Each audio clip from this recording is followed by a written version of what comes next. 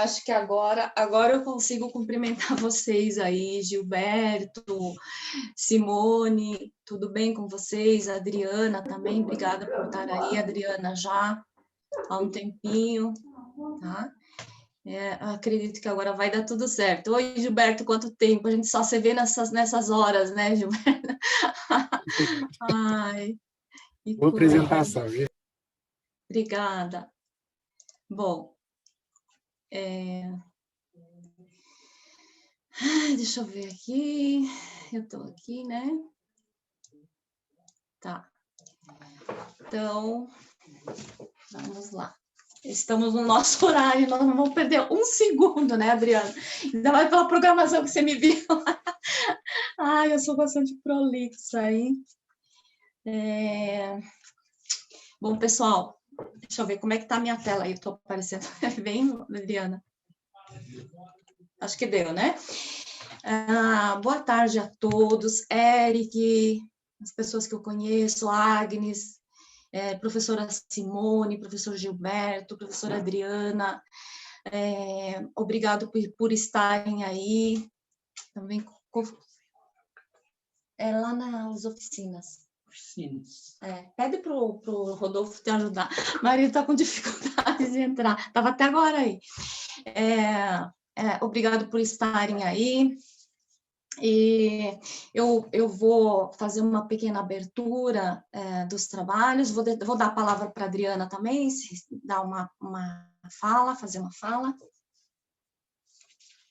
Você quer falar, Adriana, alguma coisa? Você vai projetar primeiro a tela aí? Só dar um oi por enquanto. Bom, então vamos lá, enquanto ela projeta lá, boa tarde a todos, a todas, muito obrigada pela presença.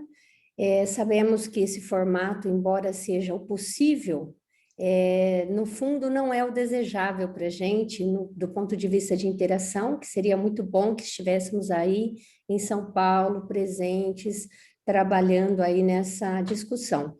Mas, infelizmente, é esse formato que temos, então assim o faremos. É uma satisfação estar aqui com vocês, agradeço toda a comissão de organização do Congresso USP por ter cedido esse espaço para essa discussão importante, que são os casos da prática educativa, formulados e idealizados principalmente pela experiência da professora Vilma, que vai falar na sequência, e por mim como apoio. Eu estudo essa parte de formação docente já há algum tempo, alguns anos, e tenho assim um empenho grande e uma preocupação grande na parte da desenvoltura profissional do professor enquanto mediador do debate, enquanto reflexivo no debate do processo de ensino e aprendizagem, ok? Muito obrigada, eu sou da FEA Ribeirão Preto, do Programa de Controladoria e Contabilidade. Estou aqui há 27 anos já, viu, Vilma? Prestes a me aposentar. E é um prazer estar aqui com vocês. Obrigada. Bom, obrigada, Adriana. Eu também quero fazer falar sobre duas falas, dois focos. Em primeiro lugar, eu quero agradecer os protagonistas desta área de pesquisa, casos da prática educativa. Sem a participação deles e a colaboração, nem as pesquisas existiriam e nem esse momento. Então, eu quero agradecer a presença deles nesse momento aqui, como colaboradores, e dizer que é uma imensa satisfação a gente estar fazendo esse trabalho hoje, e eu espero que dê tudo certo. Também estamos falando, que nem a Adriana colocou, num momento em que estamos com uma política de distanciamento social e de ensino remoto, né? E que as práticas educativas e que a educação como um todo, ela teve impactos, né? E inclusive a prática de ensino teve que se remodelar. Então, esse é um momento muito importante em termos de IES, que são as organizações de educação, o professor, né, o quanto ele está incluído nisso, ou cada vez mais excluído desse espaço de educação, e também os alunos, né, tivemos que nos reinventar, e a escola teve que se reinventar, a educação teve que se reinventar. Então, é nesse momento que nos encontramos aqui e tudo que se faz é para, de alguma forma, tentar incluir pelo menos os professores e pensar numa política de educação um pouco melhor. Muito bem. Bom, isso dito, eu quero iniciar, então, os trabalhos e dizer que nós vamos trabalhar, nós vamos seguir numa lógica, esse espaço da abertura, uma agenda, né? É que aqui ficou sumido, mas a agenda. Apresentação e discussão do caso motivação, breve reflexão sobre aspectos teóricos e práticos da estratégia caso... essa estratégia, casos da prática educativa, a gente está tratando como uma estratégia de ensino e de pesquisa, e a apresentação de caso-relato como estratégia de pesquisa e formação docente, o caso como estratégia para ensinar pesquisando, a formação docente, apresentação e relato da prática educativa para encaminhamentos finais, espaço para reflexões e perguntas e encerramento com também reflexões e uma palavra que ficaria aí para posteridade. Bom, pelo andar aqui, eu já vi que teve o professor que participaria, que pediu para adiantar e dar uma modificada nessa agenda, mas a gente vai tentar seguir. Bom, então vamos lá. Vocês receberam, foi encaminhado pelo Congresso, um pequeno briefing, né? E o artigo, a produção científica na qual a gente coloca, teoriza aspectos teóricos e práticos desta metodologia de ensino, desta forma de educar. Então, a gente vai tentar trabalhar em cima desse material, tá? Então, aqui, espera-se que seja um espaço para apresentação e discussão dessa estratégia de ensino, né? E como histórias de aprendizagem e de mudança na educação superior. Bom, então, esse era a nossa promessa. Também vamos tentar seguir sempre uma lógica em que vamos falar do caso como um espaço para investigação da prática de ensino e do caso como uma estratégia de formação docente, tá? Então, essa é a lógica dos trabalhos, assim que permeou. Ao invés de eu apresentar, então, eu não sei se o professor Joelson está aí, que ele me solicitou para, professor Joelson, ele me solicitou para apresentar o caso dele em primeiro lugar. Eu acho que ele não está. Professor Joelson, se você estiver, eu adianto, eu atendo o seu pedido, senão... Ele ainda não entrou, viu? Não eu te entrou. aviso assim que ele entrar, tá bom? Tá, então tá bom. Então, para a gente iniciar as nossas discussões, os nossos trabalhos, eu vou explorar um pouco aquele material que eu mandei, que foi um caso de ensino, né? Para motivar, para pensarmos, rememorizarmos nossa prática. Alguém leu? Alguém... eu pediria para a Agnes, eu acho que a Agnes está aí, ou talvez a professora Adriana, se puder disponibilizar, professora, aí no chat, caso alguém queira se valer dele.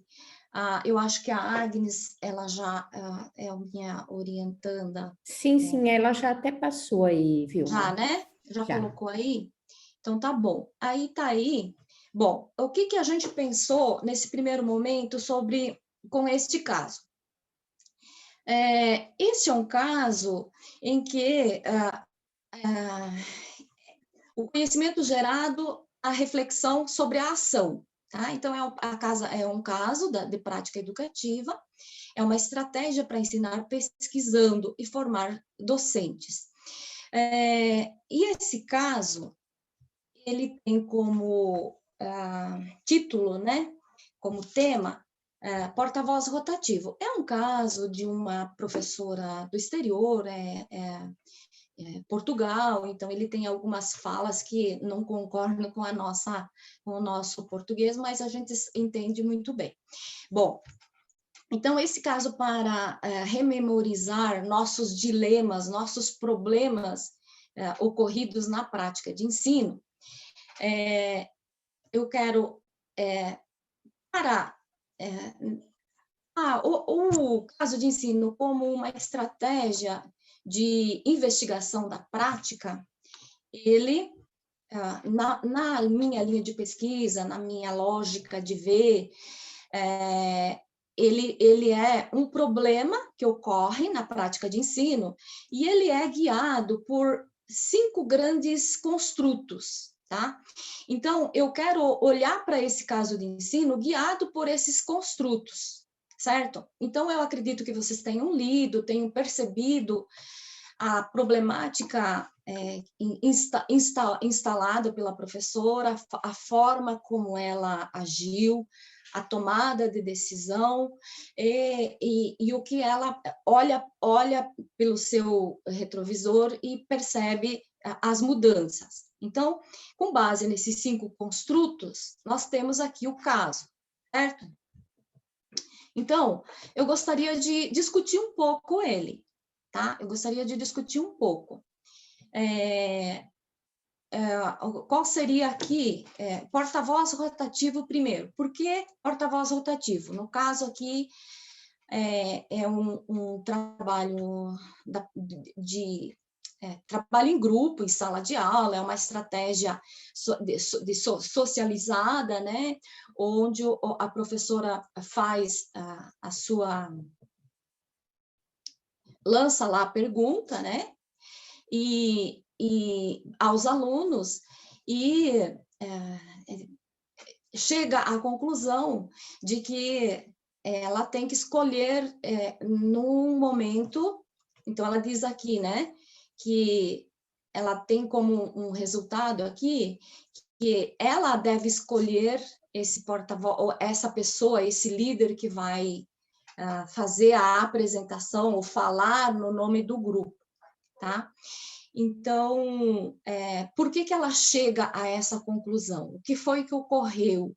Por que ela não faz diferente? O que seria, né?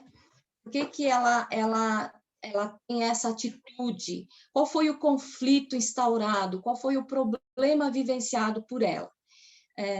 Você quer falar alguma coisa aí, Adriana? Não, acho que, só complementando, Vilma, toda essa contextualização de um caso é para entender, e eu acho que é importante ressaltar isso, que nós, professores, estamos a todo momento nos valendo e vivenciando situações adversas em sala de aula e que, para tanto, tomamos decisões. Essas decisões, elas implicam diretamente na forma com que o aluno está aprendendo, muitas vezes, dando um feedback em outras vezes, e o professor, em outras vezes também, intuitivamente, ele adota práticas docentes sem ter noção que está fazendo essas práticas docentes. Então, eu acho que o caso de ensino, ele traz à tona isso. Quais são as práticas docentes, os saberes que a gente está desenvolvendo e até muitas vezes usando intuitivamente para solucionar as questões e problemas da sala de aula e contribuindo para que tenha o processo de ensino e aprendizagem. Quando a gente fala de um caso de ensino, que é isso que é muito legal, que é uma das discussões que eu tenho sempre com a Vilma, não é um caso de ensino do ponto de vista de conteúdo acadêmico de se desenvolver em sala de aula, e sim um caso de ensino vivenciado pelo docente para resolver ou para dirimir algumas práticas do dia a dia e que contribui para a formação, não só dele, quanto dos alunos. Então, essa diferenciação, quando a gente fala de caso de ensino, é um exemplo vivido pelo professor para mediar alguma coisa. Okay? Acho que é por aí, né, Vilma? Isso. Então, aqui, ela teve um conflito, né? Ela percebeu que ela tinha que mudar a sua atitude de sala de aula e Então, aqui, as perguntas que a gente lança qual foi o contexto da ação? Então, seguindo lá o modelo de investigação proposto, em que contexto ocorreu esse caso? Qual foi o problema vivido por essa professora? Ela teve ali um dilema, ela tinha que tomar uma decisão. E que estratégia ela lançou mão para tentar resolver esta situação? Então, veja que um caso, ele é composto por uma situação vivenciada, né? E que demanda uma tomada de decisão. E a pergunta aqui, que sentimentos conduziram a professora a tomar essa decisão? Que avaliação ela faz sobre os seus efeitos no comportamento e na aprendizagem do aluno? Quais foram as aprendizagens adquiridas? Que componente moral? Então, também teria isso. E qual seria a revisão em relação a essa estratégia de ensino num contexto de educação online? Tá? Então, foi uma vivência dela, foi uma atitude que ela tomou em não deixar que escolher aquele que vai falar em nome do grupo de forma anterior, né? Deixar que ninguém saiba qual é o momento que vão falar ou vão explicar, para que todos se envolvam. Então, aqui tem uma situação de o grande problema aqui era a gestão da sala de aula, né? Você vê que ela tem uma preocupação em organizar a turma, fazer com que os alunos se engajem no que estava sendo trabalhado. O contexto deste episódio foi uma sala de aula. O problema vivido por essa professora foi o engajamento dos alunos, a interação, a discussão sobre o assunto, a necessidade de diálogo, de comunicação. E a estratégia que ela lança a mão, ela não seleciona anteriormente, né? Ela seleciona no momento em que ela vai chamar para apresentar. Desta forma, todos os alunos se engajam e ela entende que existe um aprendizado melhor de todos, porque ela estava percebendo que se ela chamava com antecedência quem iria falar, os outros ficavam dispersos. Então, ela estava com um dilema dela, era o engajamento, a interação dos alunos. O que levou ela a tomar essa decisão? Essa falta de dispersão, essa dispersão da turma, falta de engajamento, de motivação, de prestar atenção no assunto que estava sendo discutido. Então, a avaliação que ela faz, ela diz que houve engajamento, houve motivação, ela fala que não tomou a decisão de fazer com que percebessem que a chamada atenção dela para o aluno que está, e ela sempre procura o mais disperso, aquele que está disperso, ela chama para falar, e ela não faz isso com a intenção de constrangimento do aluno, mas ela faz com a intenção de fazer com que ele entenda melhor o conteúdo, e que os outros, daí então ela percebe que todos se engajam para que esse aluno se saia bem. Então, ela entende isso como uma decisão interessante, como uma vivência dela importante. Então, e também aqui tem, ela não está querendo prejudicar os alunos e nem colocar ele em situação difícil. As aprendizagens adquiridas, né? Então, aqui ela tem esse saber pedagógico e didático, esse saber experiencial, valores, a ética na educação, no ensino, na prática docente. Então, tudo isso se revela nesse caso. E a componente lição, né, que a gente pode tirar, que a docência exige discência, exige ética. né? E que a gente precisa fazer as coisas para o bem dos alunos e nunca para o constrangimento ou para, de alguma forma, prejudicá-los. Então, esse caso, ele tem aí um dilema, uma vivência interessante. Depois eu sugiro que vocês assim leiam e procurem ver como que tópicos são tirados daí. Mas, de qualquer forma, nesse caso aqui, o caso de ensino é um dilema vivido pelo professor, é um problema que ele identifica e é uma tomada de decisão. Então, quando ela diz que é rotativo, é porque ela decide isso no momento em que vão apresentar. Então, é uma tomada de decisão dela que ela entende assertiva, e estão aqui os 5 construtos que permeiam essa estratégia metodológica para analisar a prática de ensino. Então, um caso, ele é uma situação conflitiva e ele tem estes componentes centrais, esses eixos centrais, certo? Então, esse foi um primeiro momento, só para a gente, assim, iniciar os trabalhos e as conversas para situar vocês em relação ao que seria efetivamente o caso. Ele é um problema, a prática educativa, ela é dinâmica, complexa, difícil, a gente vive problemas desde que entra na sala até o momento que a gente sai, porque são situações que exigem da gente conhecimento, tá? Bom, agora, então, a gente faria uma breve reflexão também sobre aspectos teóricos e práticos da estratégia caso de ensino, da prática educativa.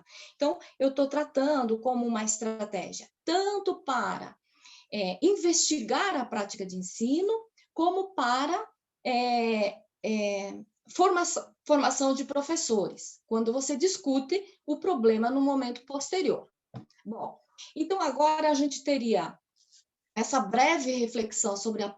Desculpa, Adriana, você me chama. É que como nós temos o nosso tempo Tudo bem, bastante... pode seguir, Vilma, acho que deve Você ser me mesmo. chama quando você tiver para colocar, porque eu Tá estou bom, preocupada com o tempo e você tá me disse que bom, eu tenho muita coisa para falar, então eu tô tentando acelerar aqui. fica Bom, tranquilo. então agora tem uma breve reflexão sobre aspectos teóricos e práticos dessa estratégia. A gente nunca fala sobre qualquer um assunto que não seja de um ponto de vista teórico, né? Então, olhar para a sala de aula sobre os problemas que afetam a prática de ensino, e eles são muitos, eles são bastantes, exige da gente referenciais teóricos adequados. Nesse caso, ficando em cima aqui nosso problema de... Bom, nesse caso, eu quero falar sobre docência, tá? Quais são as características da docência? A docência é uma atividade complexa, dinâmica, multifacetada, possui situações adversas, não linear. Desse ponto de vista, os problemas existem, e são muitos, tá? E os professores, eles enfrentam dificuldades. E existem momentos que é preciso tomar decisões, é preciso agir diante dos problemas, das situações. Então, somos desafiados constantemente, tá? Então, veja que a minha ideia de ensino não é uma ideia de linearidade, mas uma ideia de dinamicidade, tá? Então, a prática de ensino não é algo que você consegue trabalhar de forma organizada, certinha.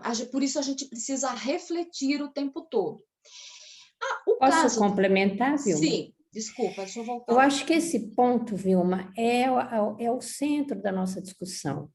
Ser professor requer estudo, preparação, organização do ponto de vista de lidar com toda essa problemática. E para isso, nós temos que ter preparação.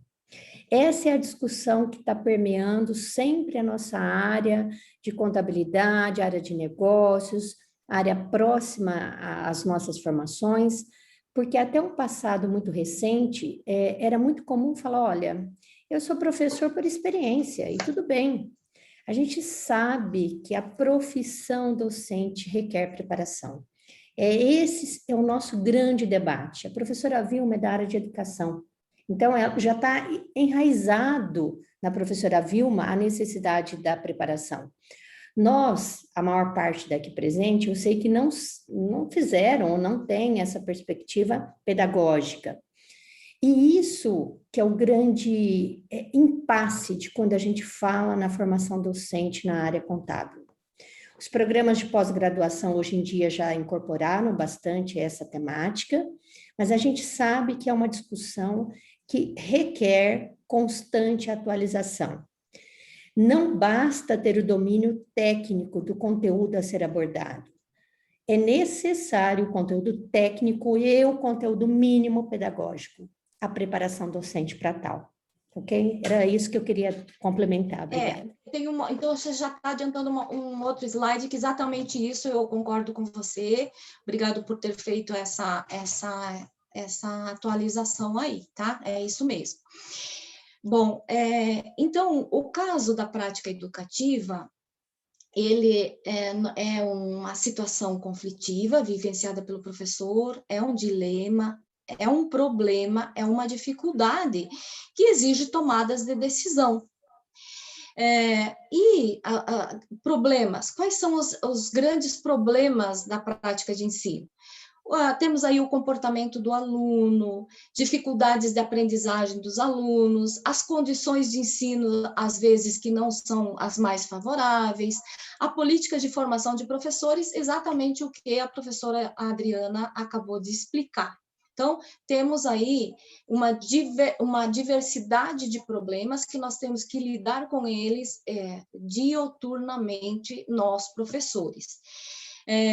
Então, esses são o caso, ele, na verdade, seria isso. Então, a ideia é ir deixando claro o que seria o caso da prática educativa na lógica da qual estamos falando.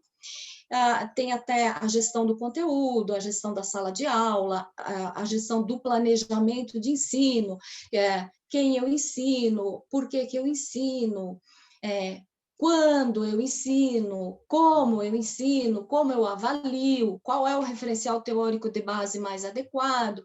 Então, se debruçar sobre o planejamento para o ensino requer, claro, a formação didático e pedagógica necessária. Muito bem. Então, o próximo momento, então, vamos definir efetivamente, porque aqui a conversa é deixar claro o que é um caso da prática educativa. Então, nesta lógica já discutida, são situações difíceis, dilemas da prática, contemplam perspectivas de ação, envolvem reflexão. Então, todos os problemas envolvem reflexão. Apresentam-se como estratégia agora eu entro numa outra lógica, é que o caso, na nossa concepção, na maneira de se perceber, são espaços para evidenciar os saberes docentes, porque a gente fala assim, mas o professor das áreas que não passaram pela educação, ele não tem formação e tudo mais, mas o professor, ele pode não ter tido a formação didático-pedagógica necessária, mas ele constrói saber no seu dia a dia. E ele, o tempo, a experiência e as vivências vão mostrando que ele tem conhecimento, e o grande problema é que esse conhecimento não é mostrado, não é evidenciado. E o caso da prática educativa, esta metodologia, é uma metodologia que está mostrando que os professores conhecem sim, eles sabem sim, só que a gente não consegue mostrar. Existe aí uma lacuna, um problema de pesquisa que não tem mostrado o que o professor sabe. E o caso de ensino, como uma metodologia de investigação da prática e de formação, ele tem potencial para mostrar o que o professor sabe, e ele sabe muito, e a gente não consegue evidenciar isso. E esta metodologia vem para dizer que o professor tem conhecimento adquirido. E então são narrativas, essas situações difíceis sobre as quais o professor age, toma decisões, são narrativas que têm enredo, é uma história, que tem um problema no seu centro, é uma tensão dramática que deve ser aliviada e que ele toma uma decisão para aliviar esse problema que ele tem enfrentado. E envolve pensamento, sentimento dos professores, que descrevem os relatos. Nesse ponto que a gente chega, o caso da prática educativa, eu, pelo menos, tenho recebido muita crítica de que os pesquisadores não conseguem diferenciar o que é caso para ensino e o que é o caso da prática educativa. Então, esse momento é muito para deixar claro, olha, o caso da prática educativa, ele se diferencia da estratégia caso para o ensino, como uma metodologia de ensino-aprendizagem usada principalmente pelas escolas de negócios. Tá? Então, eu estou trazendo o caso como uma estratégia para estudar a prática docente, para evidenciar os saberes docentes, e ele se diferencia aí do caso de ensino, que é um caso usado na aprendizagem dos alunos. Tá? Então, esse é o ponto. Os casos da prática de ensino são relatos construídos com propósitos específicos. Então, eles se diferenciam aí do caso da prática educativa. Tá? Então, o caso da prática educativa se diferenciam do caso da prática de ensino. Então, tem essa diferença. O caso da prática educativa, ele tem aí o problema. Então, aqui agora seria um momento da base teórica para fechar aí essa pequena discussão. E eu acho que vai em encontro aí o que a Adriana colocou naquele momento lá da explanação, que ela bem contextualizou a formação de professores na área contábil, da qual os professores não vêm de uma área da educação, todavia vão construindo seus saberes no decorrer ou no seu fazer, né? Bom, então o caso, ele está aqui como um problema, ele é decorrente de um problema, ele envolve teoria sim. Não estamos falando do que a gente acha, do que a gente pensa, não. O referencial teórico de base é o pensamento do professor e a epistemologia da prática. A prática é tido como um espaço de construção de conhecimento. Logo, o caso revela saberes. O professor constrói conhecimento. Quando que ele constrói conhecimento? Quando ele reflete na ação, quando ele está atuando e ele percebe o problema, ele toma uma decisão, e depois, no momento posterior, quando, por exemplo, ele conta o que ele fez. E aí, então, a gente discute esses construtos teóricos que permeiam o caso. E um problema, ele requer saberes, que foi o que a professora Adriana colocou, e requer competência para agir. Tá?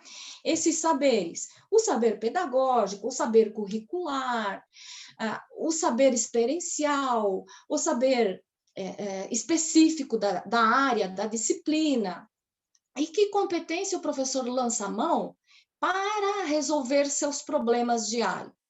Tá? Então, aqui nós temos aí o referencial teórico de base do caso de ensino, que eu queria deixar claro que nós estamos falando de um ponto de vista teórico e prático, e agora os relatos do caso de ensino. Por outro lado, também foi enviado um artigo científico, tá? Que foi publicado numa revista de internacional, uma revista de grande impacto na área da educação, na área da política, e que ali a gente discute o referencial teórico de base, de sustentação dessa estratégia, e aspectos práticos também. Então, a gente enviou esse material também. E lá, nesse artigo, esses construtos teóricos, eles são explorados de uma forma bem ampla e bastante consistente. Tá? Então, a base teórica para o estudo da prática de ensino. Tem aí os grandes construtos. Reflexão, então, o pensamento na ação, a teoria, o pensamento do professor, a epistemologia da prática. Qual o conhecimento o professor constrói na prática? O caso de ensino é uma estratégia para revelar esses conhecimentos, esses saberes. Tá? E o que dispara, o que dá o start para o professor se reinventar são os problemas que no dia a dia ele enfrenta. Tá? Para fechar um pouquinho essa parte de saberes e competências que os casos nos revelam, eu trouxe, e agora quero também colocar, que nós vivemos num momento de política de distanciamento social e de educação online. Muito bem. Para esse momento, os saberes eles têm que se ampliar. Né? Então, o conhecimento específico do conteúdo, segundo colocou lá a Adriana também. O conhecimento pedagógico, como eu transformo um conhecimento científico em um conhecimento para os alunos aprender, para que os alunos entendam esses conceitos. Então, esses dois tipos de conhecimento, eles se intercruzam. Todavia, nesta pandemia, ou neste momento de educação online, é preciso que a gente inclua um outro tipo de conhecimento, que é o conhecimento tecnológico. Tá? Então, nos saberes docentes, nós temos ali o conhecimento pedagógico, o conhecimento específico da disciplina, o conhecimento do conteúdo que o professor trabalha, mas tem aqui um centro que é o conhecimento tecnológico. Como eu consigo trabalhar a minha disciplina num ponto de vista remoto.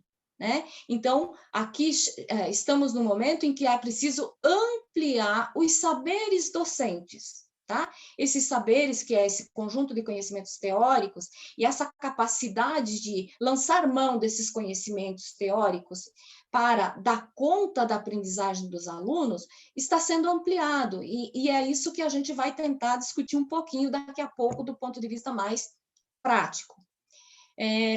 Agora, então, nós temos uma breve apresentação de caso, como uma estratégia de pesquisa e formação docente. Eu gostaria de saber se o professor Joelson está. Eu acho que ele não entrou, Vilma. Nossa. Só se ele entrou com outro nome. O que a gente poderia fazer é passar para o outro caso. Sim. Né? Uhum. Então, o caso da prática educativa como estratégia para pesquisar o ensino. Então, agora a gente vai refletir um pouco sobre o conhecimento na ação. Então, tudo aquilo que a gente discutiu do ponto de vista teórico, vamos ver isso no ponto de vista da prática. Então, como que a pesquisa ocorreu? Foi solicitado ao professor, ou a um professor pesquisador com muitos anos de experiência no ensino, para ele relatar uma situação conflitiva, um dilema enfrentado na prática de ensino e que resolveu de forma estratégica, visando melhor a aprendizagem dos estudantes. Essa foi a pergunta, essa foi a única solicitação, que contasse essa situação, esse dilema. Viveu algum dilema? Qual foi? E como que ele, que estratégia ele lançou mão? Então, seguindo lá o modelo já instituído, com 5 construtos, nós entraríamos aqui, seria o professor Joelson, mas nós temos aqui o professor Valmor, e que ele pode relatar o seu caso, enquanto o professor Joelson chegaria. Tá? Então, não é eu vou passar aqui, vou passar para você a tela, mas seria aqui, né? Seria aqui, né? Não. Bom, enfim, tá com a palavra, vivemos o problema da pandemia, né? Pode falar, professor, tá na sua vez aí. Boa tarde a todos, boa tarde, Adriana, Vilma e demais congressistas. Como vocês sabem, eu sou especialista em contabilidade governamental, mas na USP, como a Adriana sabe, o coordenador da graduação chega e diz, olha, no próximo semestre eu terei dificuldade com essa disciplina, então você poderia me ajudar? Eu disse, bacana, vamos lá, né? Então, certa vez o coordenador da graduação chegou para mim, olha, professor, eu estou precisando que você ensine contabilidade de custos no curso de administração. Bem, eu sou uma pessoa muito vivida, com muita experiência. Então, lá com 12 anos, 13 anos, 12 anos eu fazia sorvete numa fábrica de sorvete, com 13 eu trabalhava numa indústria têxtil. Então, depois aos 14 entrei no Banco do Brasil e depois nunca mais mexi mesmo com matéria-prima, mas essa minha experiência fez com que eu compreendesse a lógica de produção. Bem, quando fui convidado a ser professor da disciplina de contabilidade de custos, eu me preocupei em resolver um problema. Como que eu farei com que um aluno que entra na FEA com 17 anos, 18, compreenda fundamentos de custos, né? A contabilidade de custos. A Vilma, como vocês sabem, é uma professora que fez mestrado e doutorado em educação de surdos. E eu virei um pouco especialista quando ouvia ela falando sobre o problema, e aí a minha preocupação era com a formação da cognição, como o surdo forma a cognição, como é que ele reflete. Então, eu me preocupei em criar uma estratégia para que eu pudesse fazer com que o meu aluno, ao final das 60 horas,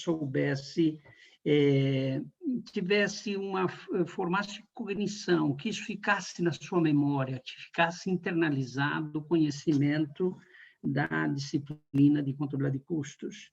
Então, para tanto, eu estruturei a disciplina com aulas teóricas, as primeiras 30 aulas como aulas teóricas, para que o aluno, então, compreendesse toda a nomenclatura, tudo aquilo que se trata na disciplina do ponto de vista teórico. Então, passamos o livro do professor Eliseu Martins, nos seus detalhes, enfim, para que os alunos pudessem compreender a lógica da disciplina.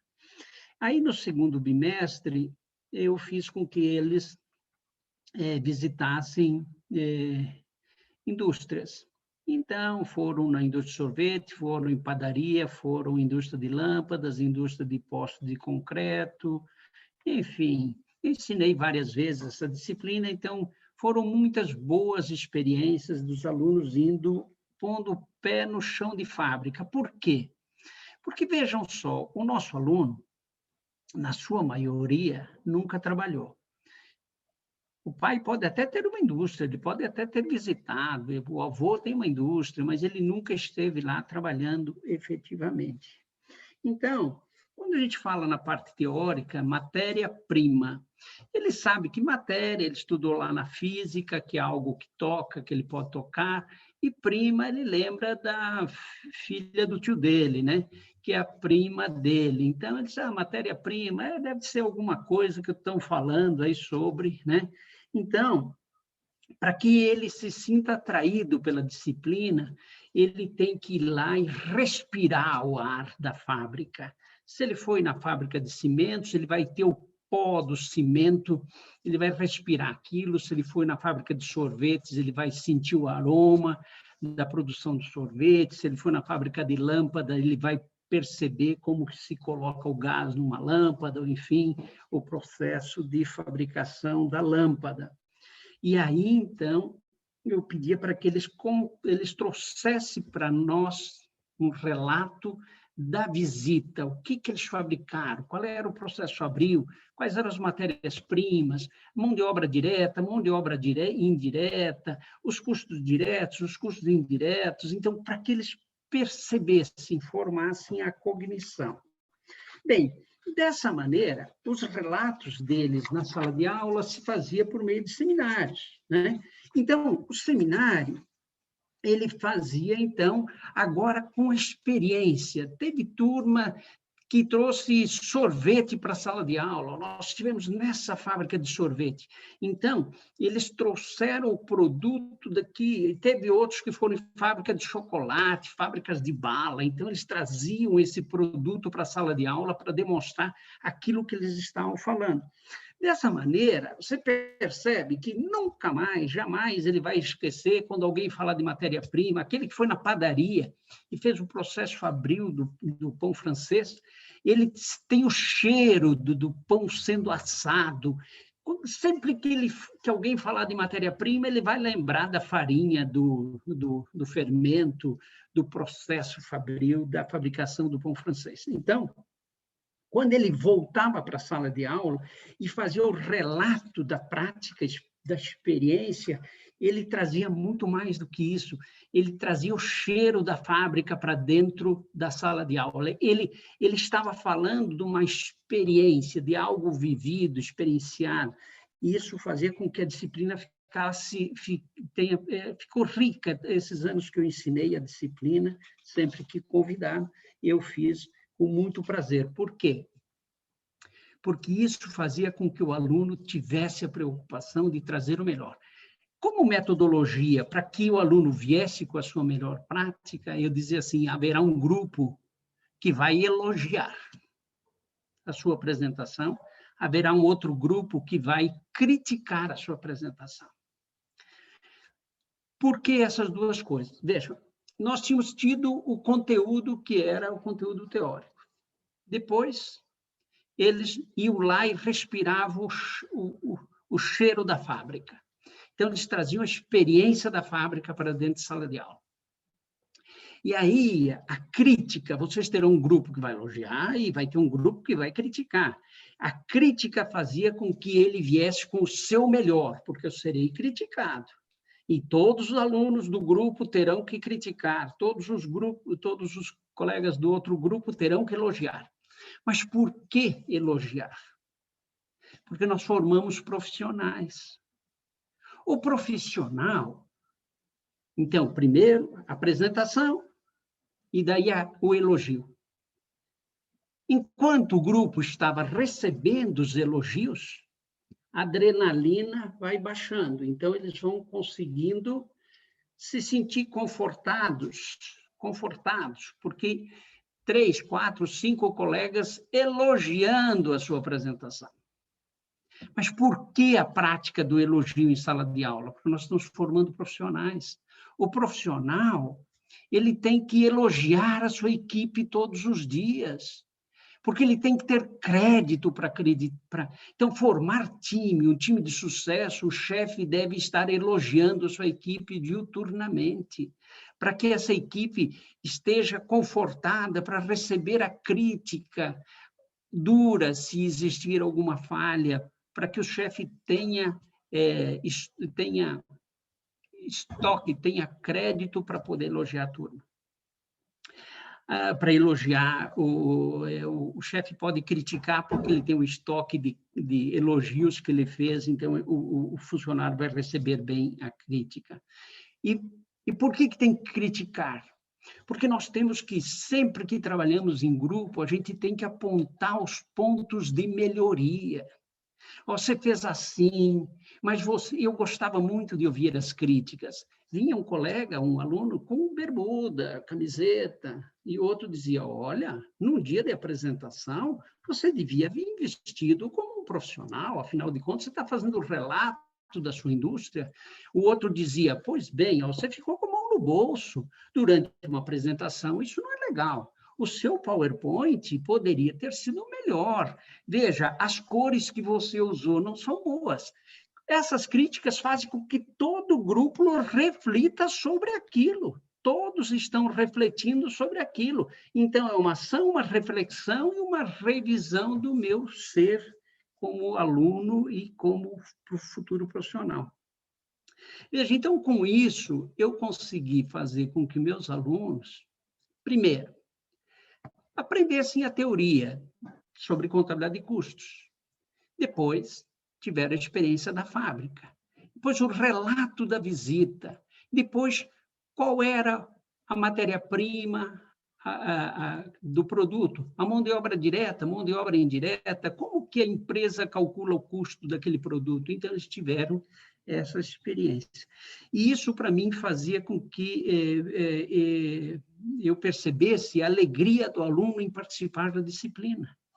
Certamente, claro que a gente só tem aquele contato naquele semestre, raramente a gente conversa com o aluno em momentos futuros, mas certamente levaram da disciplina algo que ficou para a vida, porque sempre que alguém falar de matéria-prima, aquele aluno que foi na padaria, ele lembra do cheiro do pão sendo assado. Aquele que foi na fábrica de sorvete lembra do aroma, aquele que foi na fábrica de perfume ou na fábrica de cimentos, ele vai ter sempre aquela experiência como algo que formou cognição, aquilo ficou para a vida, muito mais do que a disciplina. Eu sei que tem professor na área de custos que tem um monte de exercícios e diz para o aluno praticar aqueles exercícios, e ele cobra na prova aqueles exercícios. Veja, de qualquer sorte, ele ensinou um conteúdo e cobrou aquele conteúdo via resolução de exercícios. Mas eu entendi, quando fui incitado a ensinar contabilidade de custos, que eu deveria criar uma metodologia diferente para que o aluno tivesse a experiência do chão de fábrica, porque um contador de custos tem que pôr o pé no chão de fábrica, assim dizia o nosso saudoso professor Masayuki, não é isso, Adriana? Bem, Vilma, eu não sei se atendi o seu pedido. Sim, sabe? sim. Quando a esposa pede... Posso só complementar, professor Valmor? Sim. Saudoso, respeitado e um dos grandes mentores de toda a nossa formação, professor Masayuki Nakagawa. Aqui, eu acho que vale essa menção, realmente. Muito obrigada por lembrá-lo. Muito bem, agradecemos então ao professor Valmor pelo seu relato e gostaríamos, professor, de continuar lhe perguntando, vou compartilhar aqui a minha tela, fazer algumas perguntas, então, para fechar este caso. Eu vi que o professor Joelson já está aí, mas vamos fechar aqui com o professor Valmor. Então, o caso, o título, né, que a gente atribuiu a esse caso do professor Valmor foi a significação prática dos conteúdos e a busca da autonomia do estudante. Muito bem, então esse foi o título atribuído. Agora, professor, nesse momento, gostaríamos de refletir com você de alguma forma. Eu sei que já se passaram algum tempinho, mas como foi relatar essa situação conflitiva?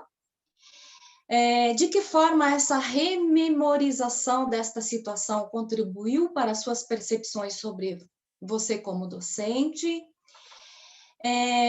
O que mudou na sua forma de ensinar quando implementou esta estratégia de ensino? E a quarta pergunta esta metodologia, agora no ensino remoto, quais foram as adaptações e inovações que implementou nessa estratégia? Tá? Então, são essas 4 perguntas que você poderia fechar com chave de ouro o seu relato. Bem, quando a aluna do mestrado veio solicitou a entrevista e eu contei, foi muito interessante porque, assim, lembrei dos detalhes, foi um relato tentando trazer aquela prática educativa que foi, para mim, muito interessante, porque eu sou um professor de contabilidade governamental. Claro que quando eu fiz graduação, mestrado, doutorado, então a gente estuda muitas disciplinas, mas quando fui convidado a ensinar contabilidade de custos, eu me preocupei em tentar fazer com que o aluno aprendesse a disciplina e criei uma estratégia, né?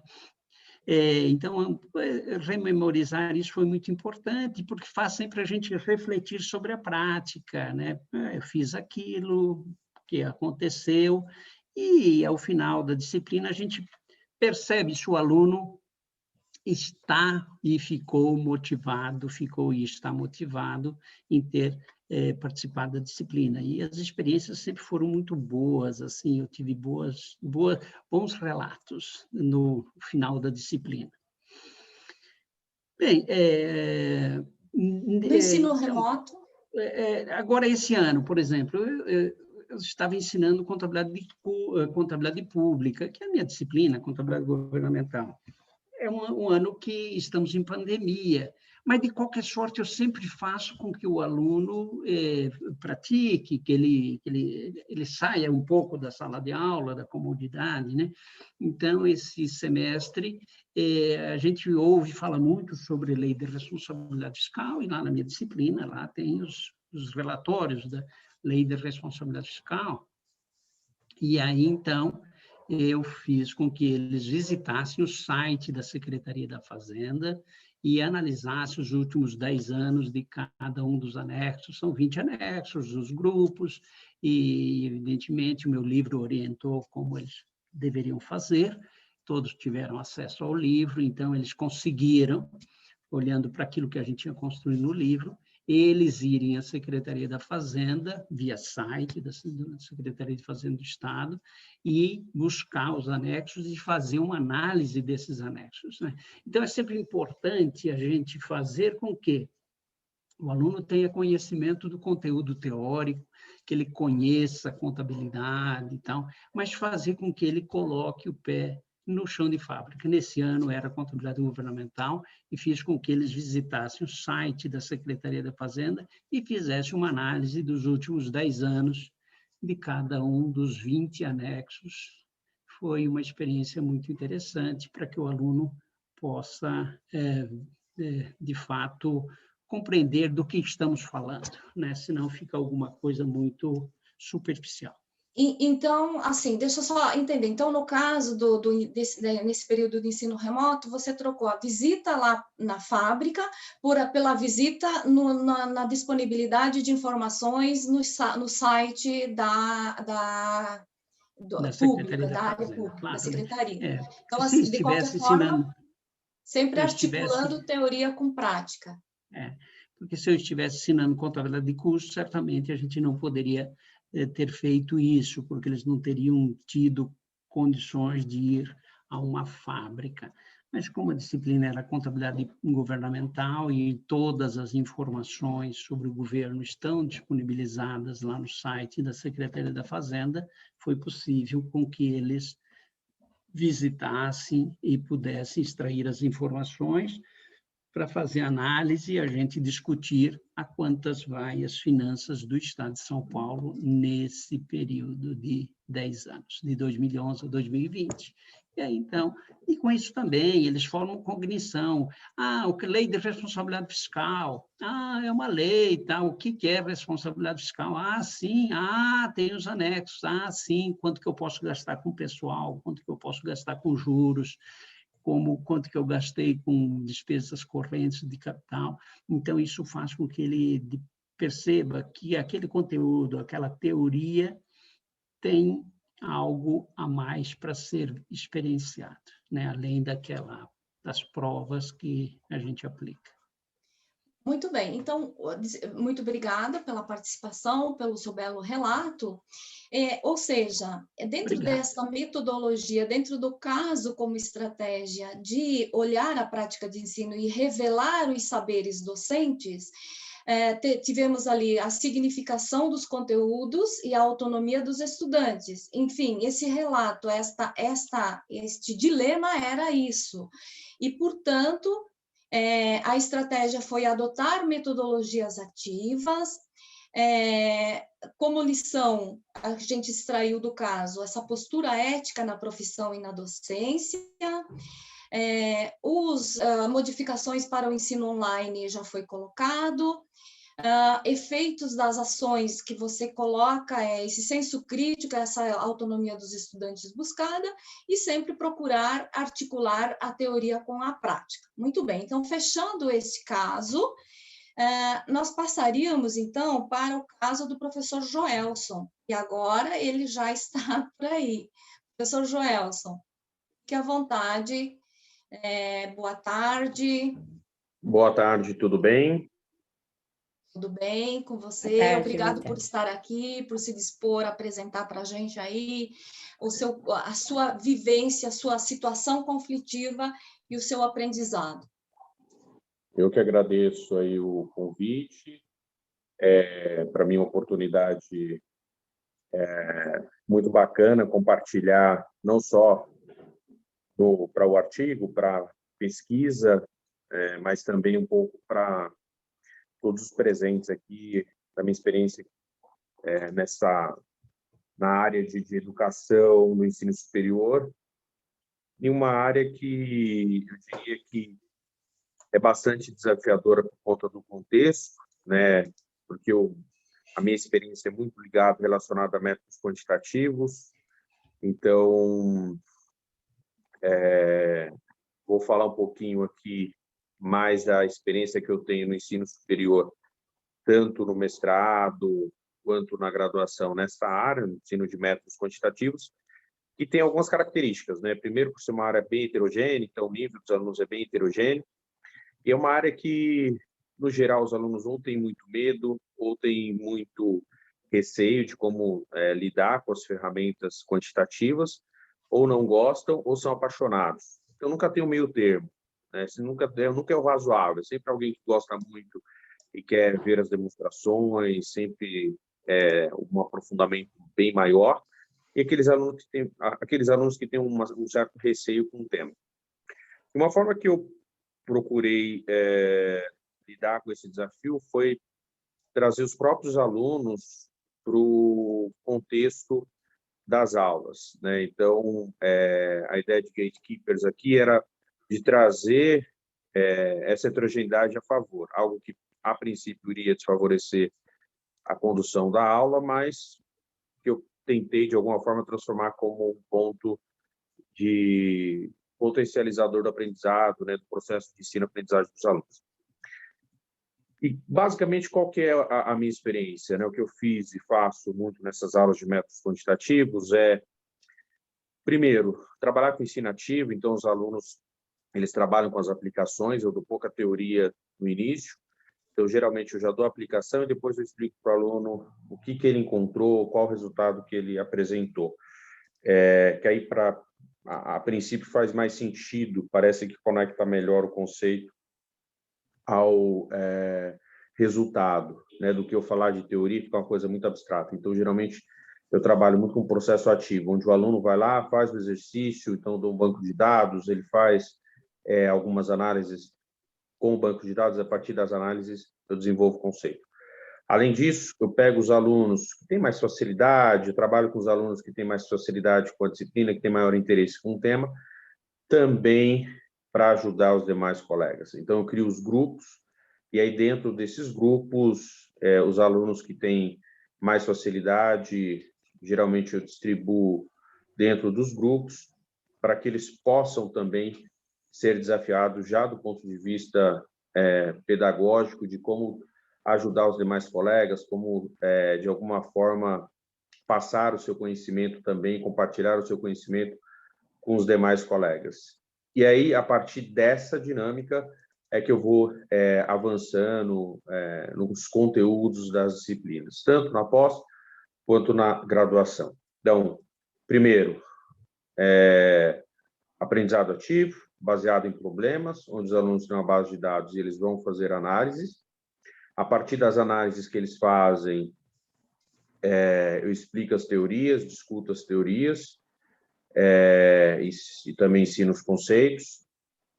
2, eu trabalho com essa heterogeneidade dos alunos, então eu tento colocar aqueles alunos que têm ou mais familiaridade com o tema, ou têm mais interesse, para ajudar os demais colegas, né? E algumas vantagens disso que eu coloco para eles é que sempre, quando a gente ensina, a gente aprende, fixa mais, e é uma forma também de eles já desenvolverem um skill que lá na frente pode ser muito útil para eles, e certamente eles vão poder, a partir daí, também aprofundar os seus conhecimentos. Então, esses alunos, eles passam a ficar motivados, né? Ou seja, eles se tornam mais úteis dentro da sala, coisas que, às vezes, para alguns colegas é um desafio, porque o aluno fica desmotivado, acha que, enfim, a aula está indo muito devagar, e ele não se sente útil. Quando ele tem um papel mais protagonista, isso ajuda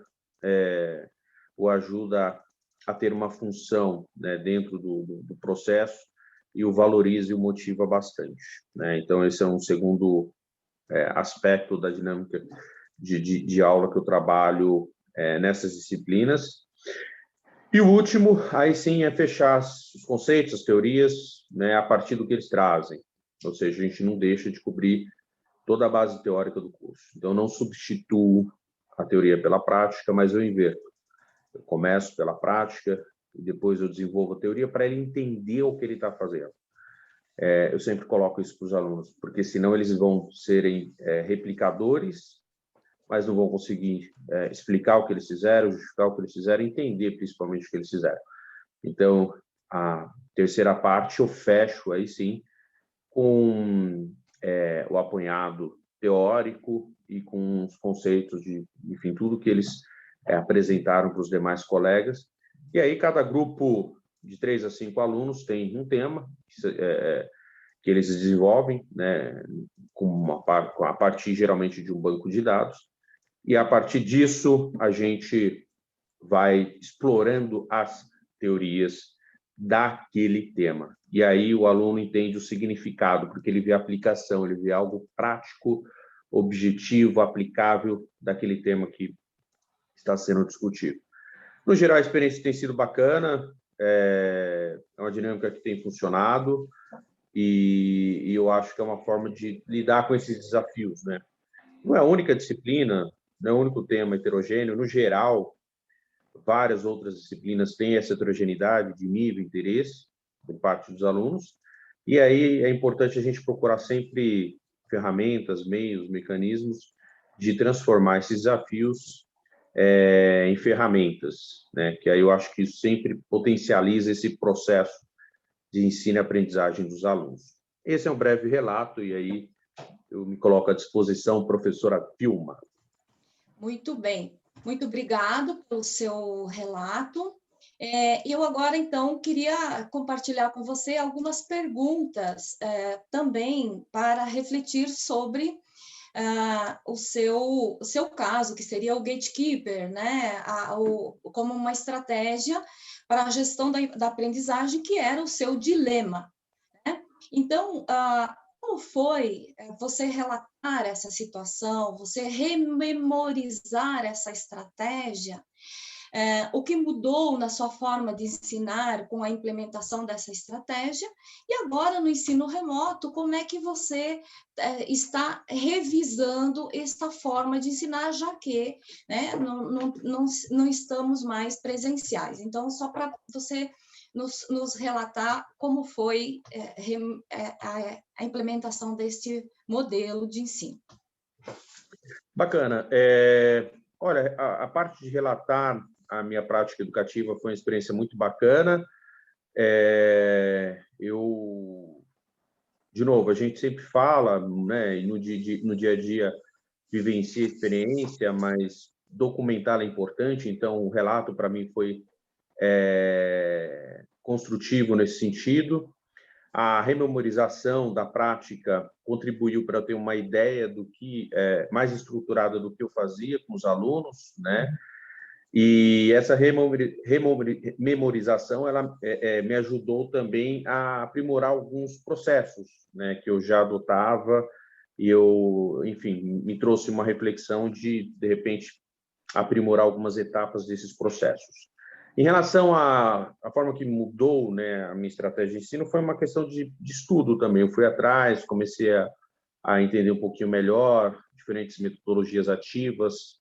Essa pesquisa me colocou em contato com diferentes técnicas, e aí uma das técnicas que eu gostei bastante foi essa técnica de PBL, né? Problem Based Learning, de aprendizado baseado em problemas, né? Então eu me identifiquei bastante, é que eu utilizo. E aí no ensino remoto até foi mais tranquilo de lidar, porque o ensino remoto ele tem uma facilidade de comunicação, mas ele tem um desafio de digamos, de atenção, né? De você segurar o aluno por muito tempo. Esse é o grande desafio. Então, esse tipo de estratégia ajuda porque o aluno ele sempre está trabalhando. Então, eu sempre estou na aula colocando os alunos para trabalhar, apresentar, interagir. E aí, os aplicativos têm suas técnicas, suas funções que nos ajudam, né? O Breakout Room, no Zoom, enfim, cada um tem sua aplicação que nos ajuda bastante a, de alguma forma, lidar com esses desafios e manter essas estratégias ativas, que eu acredito bastante. Então, eu acho que eu tive que me adaptar um pouquinho no remoto, mas não foi nada muito desafiador, não. Muito obrigado. Então, só para fechar o referencial, os grandes construtos do seu caso, né? Então, o grupo de apoio, o gatekeeper, aí, como você menciona, essa capacidade de trazer o aluno como alguém que sabe envolvê-lo, né, como corresponsável na aprendizagem, é muito interessante, muito importante. Então, o teu problema, o teu dilema era como fazer a gestão da aprendizagem, e você traz os alunos para isso. O contexto foi sala de aula, a estratégia foi criar esses grupos de apoio. Dentre as lições que o seu caso nos traz, é que a docência exige discência, ética, né? Efeitos, você nos coloca a motivação dos alunos pela valorização do saber deles, né? Então, o Paulo Freire sempre coloca que a primeira coisa é saber o que o aluno já sabe, o que ele já construiu, e a valorização da cultura do aluno, que eu acho que é o que você coloca muito no seu relato aí, tá? Então, queremos agradecer imensamente a sua participação.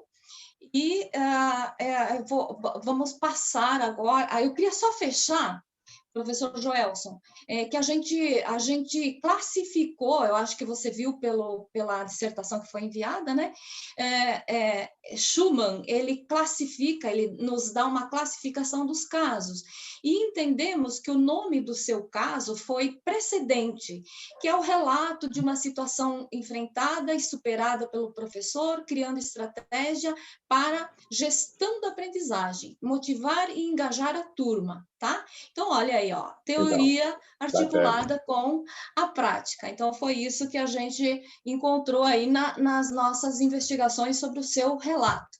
Tá? Então, muito obrigada, parabéns pela sua estratégia, sua motivação, seu engajamento e o seu conhecimento aí sobre ensino. Muito bem. Como nós estamos com nossa hora bem adiantada, Adriana, me ajuda aí, Adriana. Eu vou confessar para vocês, isso é porque eu cortei metade do que a Vilma queria fazer, tá bom? Bom. Eu acho que realmente, Vilma, a gente agora poderia destacar os pontos para reflexão e deixar aí alguns minutos, talvez, para ter alguma contribuição dos participantes. Certo. E lembrando que eu acho que, diante de tantos assuntos, tanta riqueza assim, de contribuição dos casos, focar nessa parte que nos toca de formação docente, que eu acho que é o importante. Uhum. E aí, contextualizar essa parte aí do espaço para reflexão. Fique à vontade. Certo. Muito bem, então esse espaço de reflexão, eu gostaria de lançar as questões e que vocês pensassem sobre ela, né? Não vamos conseguir discutir, eu queria discutir pelo menos uma pergunta, eu fiz muita pergunta e a Adriana Adriana, você não pode fazer tanta pergunta, não tem tempo para a gente falar, né?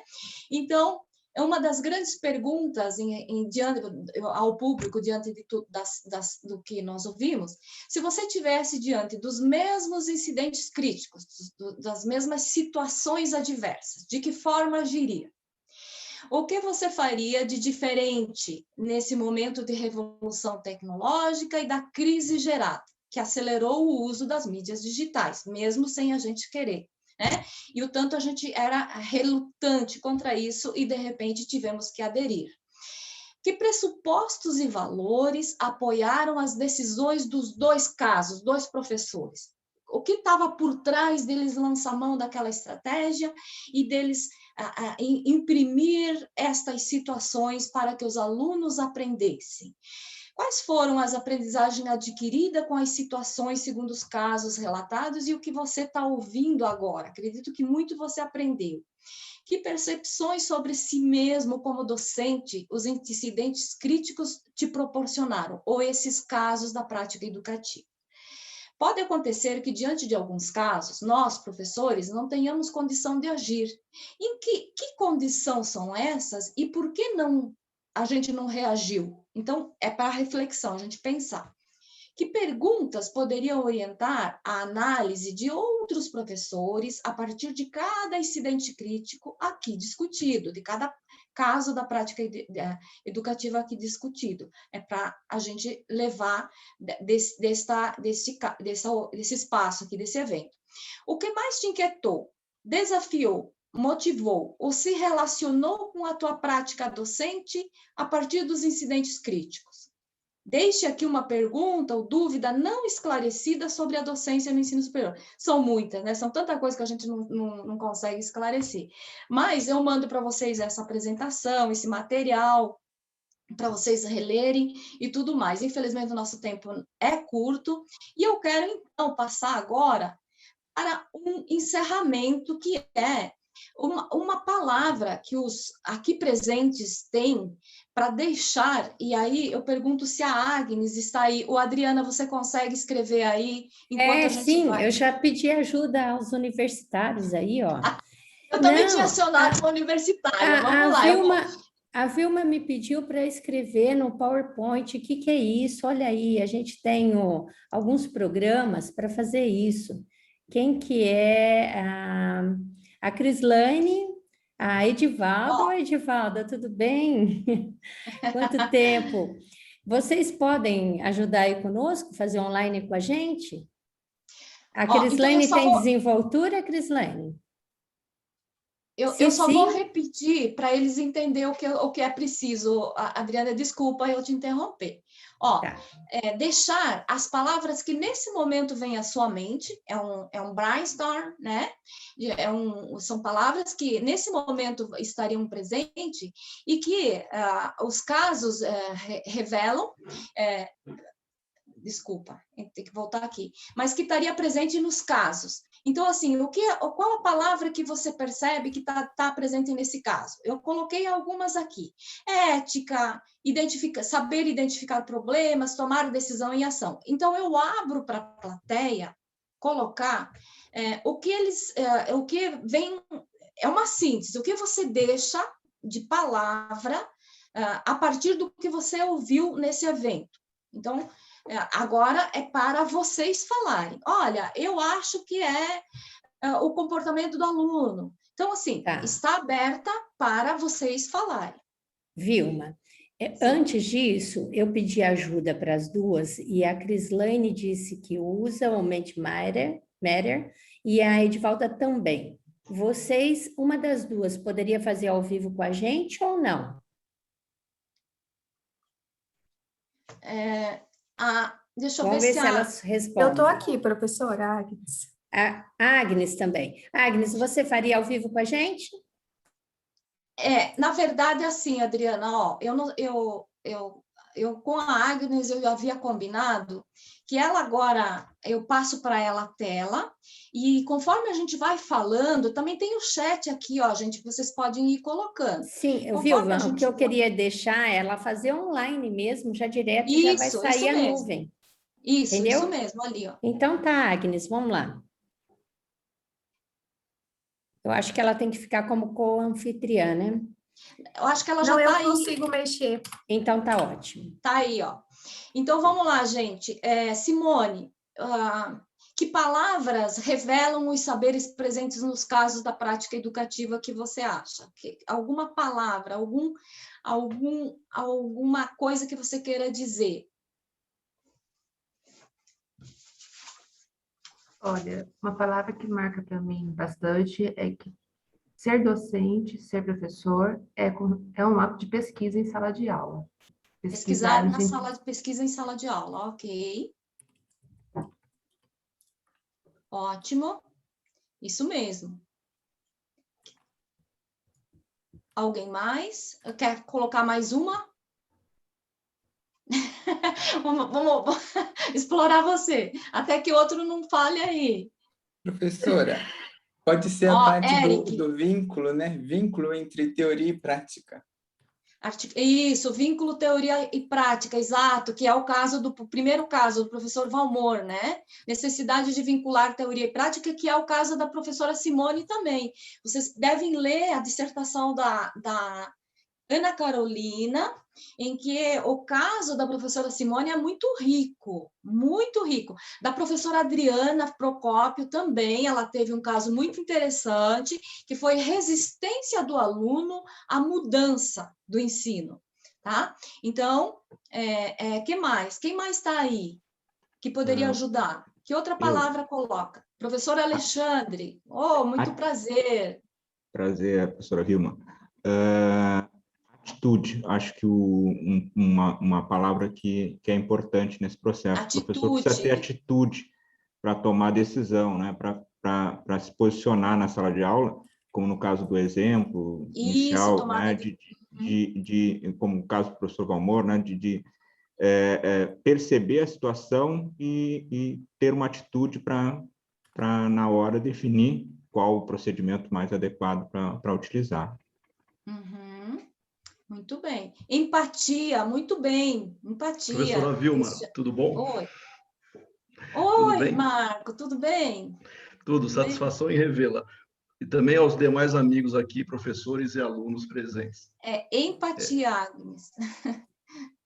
Obrigada. Professor, pode continuar. Tá, a palavra que eu considero bastante oportuna é compromisso no aperfeiçoamento constante e humildade para saber que você tem que se aperfeiçoar, porque a gente encontra aí diferentes resistências entre os docentes com relação nesse ponto. Então, compromisso e humildade, eu diria que são bem-vindas aí no processo. Muito bem, muito legal. Ótimo, muito obrigada, professor.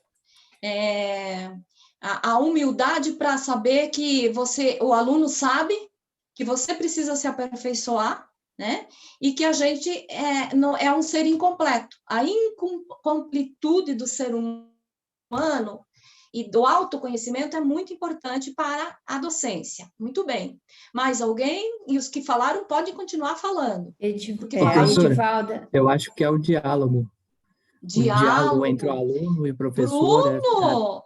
Poxa vida, Bruno, você começou o mestrado ontem, nem professor é.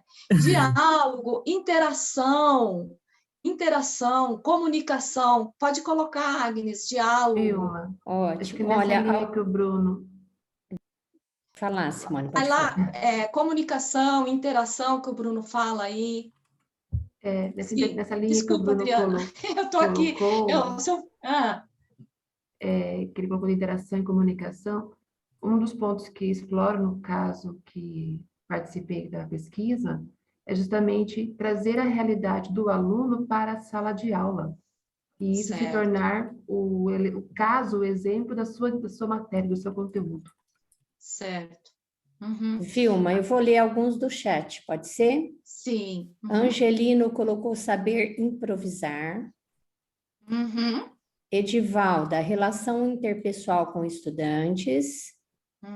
O Angelino, novamente, competências. A Crislaine, empatia. João Paulo, sensibilidade. Edivalda, qualificação docente. José Alexandre, solução de problemas que possam, andamento da aula, possam talvez aí dar andamento da aula. A Crislane, afetividade na relação entre professor e aluno. A afetividade, muito legal. Ana Cláudia, compreender o comportamento dos estudantes e os diferentes estágios do saber. Exato. E Angelino, saber ouvir o aluno. Depois a Agnes pode pegar no chat, que está tudo no chat. Isso, muito bem. Nós precisamos encerrar, infelizmente. Agnes, você volta para nós a tela. Muito obrigada, Agnes.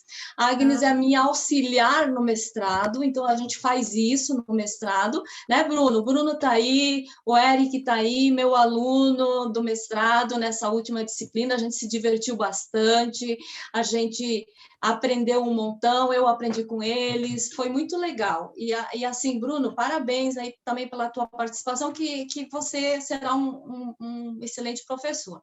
Quero agradecer imensamente os nossos protagonistas, né, que contaram no seu caso, professora Simone, professora Adriana, são protagonistas das pesquisas, colaboradores, sem eles.